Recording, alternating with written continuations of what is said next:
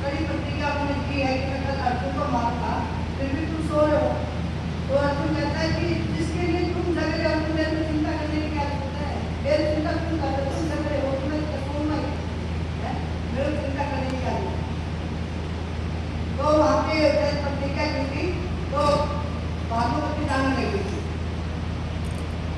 भैया कहते हैं तो तेरे को घर के दादा है, तो क्या करेगा? तो द्रौपदी को उठा के लेके गए आशीर्वाद दिलाने के लिए रिश्तेदार। तो द्रौपदी गई, जैसे दरवाजा खुला तो उसने आशीर्वाद का प्रणाम किया, प्रणाम दादाजी, कहते सौभाग्यवती भव। तो द्रौपदी पूछ रही है कि आपने जो आशीर्वाद दिया सत्य भी होगा? कहता है मैंने आशीर्वाद दिया तो सत्य तो होगा ही। तो भीष्म पितामह कह रहे तुम हो कौन? तुम हो तब ताकि कहते अच्छा आपको दे के कौन आया? कहिए मैंने तो युधिष्ठिर उसको बोला था कि अपनी पत्नी को भेजना, उसको सौभाग्यवती का आशीर्वाद बोलना तो रहेगा। तो तेरा कौन लेके आया? मेरे भैया लेके आए। तो उस टाइम भगवान का असली रूप दिखाई नहीं दिया। कहते काली बंदी दिखाई दे रही है, आदमी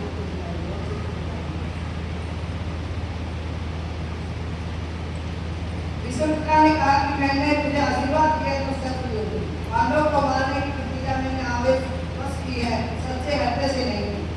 कहते मैं गुस्से में आके प्रतिज्ञा की मैं पांडव को मार हृदय से आशीर्वाद दिए हैं वे सत्य होंगे, किंतु तुझे तू है तो बता कि तू अकेली है कैसी आई? तुझे द्वारका नाम के सिवा और कौन बाजा? श्री कृष्ण कहते दादाजी इन धर्मराज को लगता है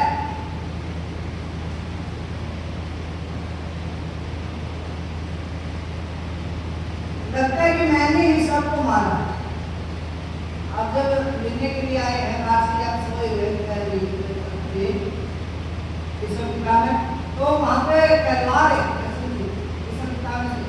कि आप इनको बताइए युधिष्ठिर को कि मैंने मारा के साथ, ये कहते तुमने मारा।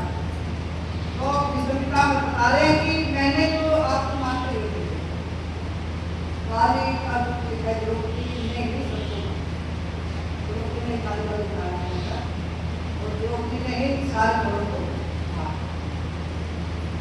भगवान कहते हैं दादाजी आपने तो कोई पाप नहीं किया है, ये सच है, इसी कारण से तो मैं आपसे मिलने के लिए आया। आपने स्वयं कोई पाप नहीं किया, फिर भी आपने अपनी आंखों से पाप होता हुआ। अब भगवान से कह रहे हैं कृष्ण से भीष्म पितामह कि मैंने ऐसा कौन सा अपराध किया जो मेरे को प्राण से जाता?